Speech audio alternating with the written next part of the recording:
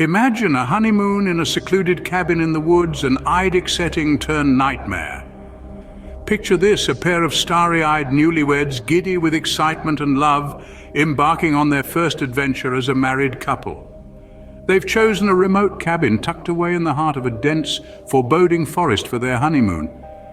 They laugh together, their laughter echoing through the woods, teasing each other about the cliches of horror films. Their love is palpable, their bond unshakable. The wife, her eyes sparkling with mischief, unveils a unique tattoo on her shoulder, a cryptic symbol that she's always found intriguing, a symbol that now seems to meld with the shadows of the forest.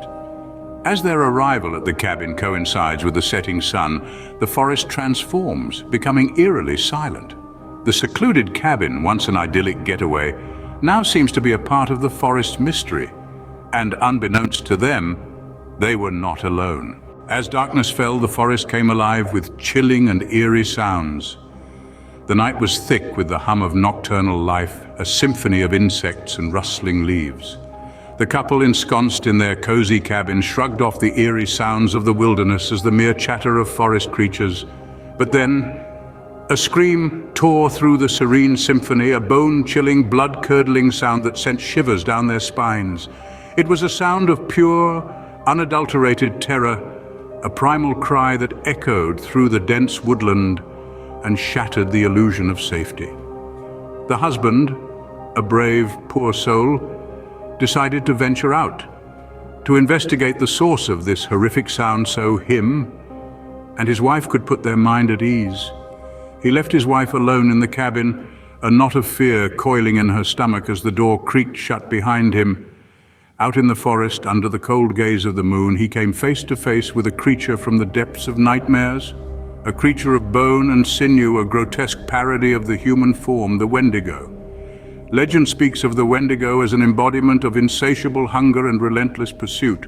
Once human, these poor souls were transformed into monstrous entities through acts of cannibalism forced by necessity or driven by madness.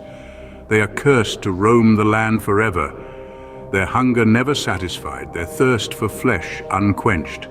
The Wendigo is a grotesque being, skeletal and gaunt, its eyes burning with an unholy fire. Its form is a mockery of the human body, emaciated, elongated and twisted. Its skin is stretched tight over its bones, so thin that it's almost translucent, revealing the pulsating darkness within.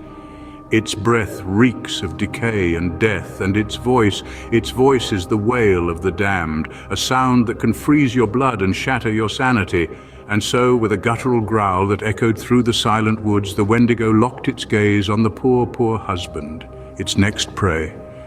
The man stood frozen, his blood turning to ice in his veins, his heart pounding a frantic rhythm of fear. And so the chase began. Fear gripped them, but they had to fight for their lives. As the Wendigo's haunting howls echoed through the night, the husband sprinted towards the cabin. The chilling wind cut through him like a knife, but still he pushed on, driven by a primal need to survive. Barely making it inside, they quickly barricaded themselves in, their hearts throbbing in their ears.